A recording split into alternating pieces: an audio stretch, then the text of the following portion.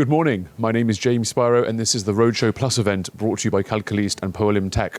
I'm joined now with Idan Shimon, the co-founder and CEO of Wonder Robotics. Idan, hi. Hi, James. Thank you so much for taking the time. My pleasure. Can we start, please, by you telling me a bit about Wonder Robotics and what you folks do? Absolutely. So Wonder Robotics is developing very high-end autonomy for drones. We are focusing on the defense market. We can see a big change in the last couple of years in the battlefield, where aerial robotics, drones, serve more and more use cases, from surveillance to loitering munitions to interception, and most of them are still very dependent on external things like satellites, human operators, and these limit dramatically their operation. And what we are trying to do is to provide drones with autonomous capabilities that will allow them to fly without GPS, to fly without the operator, to fly without GPS and engage targets, and all of that without human operator, and by that leveraging their capabilities.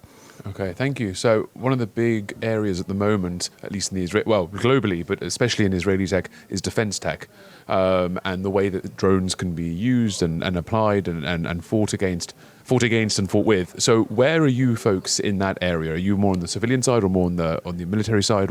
Where do you see yourselves? We are very much focused in the military side. We have now ongoing project in Israel with all the three branches, with the Navy, with the Army, with the Air Force. I also work outside of Israel, in the Far East and in the US, and with across different kind of use cases, from denied GPS operation to precision landing, autonomous landing, naval operations, which is very unique to the company, loitering munitions, all sorts of activities. Okay, thank you. So what does the defense tech sector in Israel look like currently, and where is it expected to go in the next kind of 6 months or so? Maybe 2025, let's say. So it's clear that when we started a few years ago, defense tech was, I think, rated relatively low in the priorities of the different venture capitals, etc. But we see a big change in that. We see a lot of focus now on defense tech coming from investors as well from the companies themselves.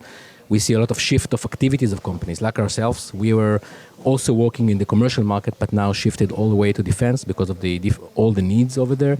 So we see a lot of growth.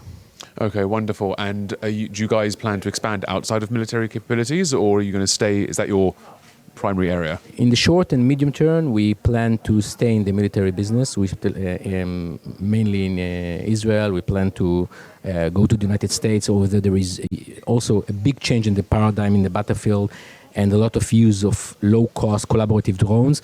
And so I think in the short to medium term, we're going to stay with defense, but we do follow the commercial market. We know the regulation very well. We've been active in this market, and we think that once the hockey stick of this market and the regulation will mature, we'll be there and we'll be amongst the best of technologies to allow and to enable also the commercial market. Okay, wonderful. Thank you. And do you see any geographical markets that are of interest to you outside of I think the two main geographic areas outside of Israel that are of interest to us is the Far East, which is drones specifically is of a lot of interest, and there is a lot of usage of drones, and they are very developed in this field.